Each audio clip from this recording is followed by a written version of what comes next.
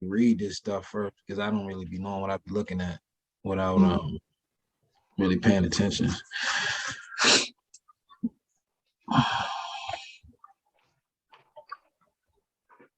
Okay.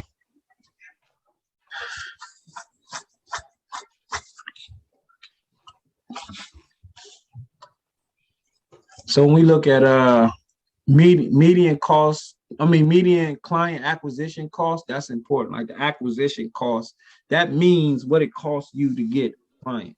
Whatever marketing strategy you using, what is it costing you per client? And a lot of times it's hard to even know that number. You got to be really, paying attention to what you got going on in your company. And it's hard for like smaller companies like us to really dial it down to the penny like that. But you still want to have an idea of what it's going to take per client. And you want to make sure you're trying to get that number as low as possible, obviously. That's probably like the only number that I see that's relevant right here. But when it says 2020 top marketing sources, they looking at like these are all the places that clients are coming from. So the first industry 2020 clients, past and current clients and their family loved ones.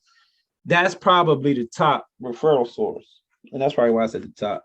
And then the internet, I don't benefit from the internet like most, they talk about the internet a lot in here. We don't get as many inquiries from the internet, even though we do search engine optimization, run ads and stuff like that. It's just still not as strong as they saying it is, but I don't see that in my personal experience.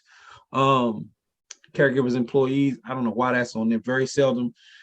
They say that caregivers, again, employees bring leads. These are sources for clients. Hasn't been my experience. If a caregiver most of the time find a client or figure out a way to find a client, they'll probably try to work them themselves. Or I think in the beginning I did have a caregiver that said, they had ran into like a family member that came over or a friend of the family, and they were looking for service while she was at work. And she did say that we were, But so I can't really say she brought the client because she was just working out a case for us. Caregivers is not about to be marketing for you. When they get off, they off. So it's not like they about to be out here trying to pass out business cards and stuff like that. So I don't, that's not my experience. Healthcare professionals like assisted livings, home health agency, hospices. Now this stuff here, discharge. Now this is from assisted living, home health agencies, hospices, and discharge planners, hospital discharge. These are like this is where you want to focus. Those four, where it says healthcare professionals. Those are very important, especially in the beginning, because it doesn't really cost anything.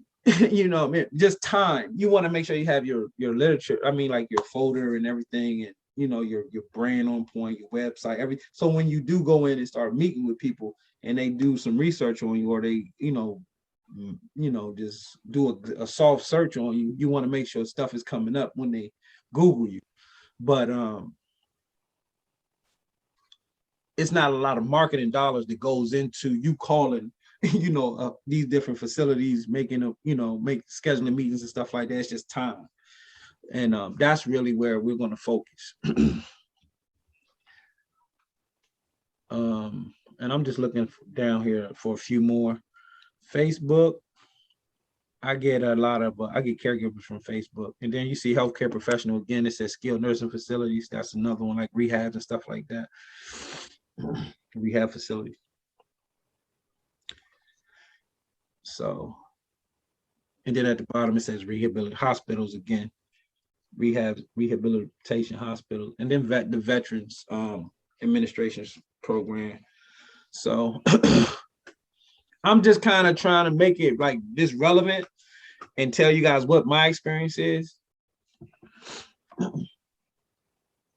Clients, healthcare professionals. Oh, these are what the masters are doing. So they're saying these are the masters. These are the top people. This is what they're doing. They're getting the most clients. Absolutely. When you service clients in a great way, they can't stop talking about you. It's almost like they be bragging. Like, oh, my caregivers is this, the company I work with that, and that's a good thing for you. But that's only if you're doing, if you're going above and beyond, and you really, making sure they happy, and that's usually with communication for the most part when it comes to clients. Again, they're doing healthcare professionals, and then the internet. So the few that if you guys don't have any clients, then the first one isn't relevant. Healthcare professionals, again, this is where you want to be focusing at. And we're gonna get there. That's just meaningful relationship development. So inquiry tracking, historical industry tracking comparison. Inquiry tracking is basically you just tracking your inquiries. Like, why they have to ask that? I guess people don't. Like, I don't know how you not like, I don't know how you call yourself being in business and you're not tracking, but things do slip through the crack. And I mean, it's just like phone calls, people who just inquire, whether it's coming through social media, your website, email. You might get an email from a client, a potential lead, a lead.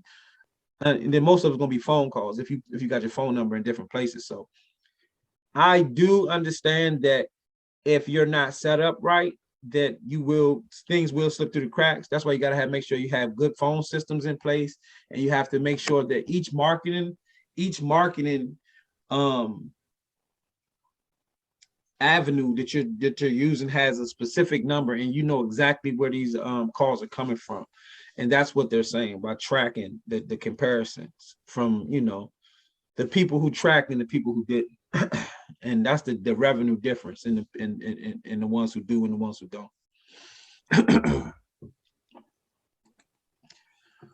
And if y'all got any questions on this stuff not making sense, we can figure it out together, because some of it I don't, I didn't read this thing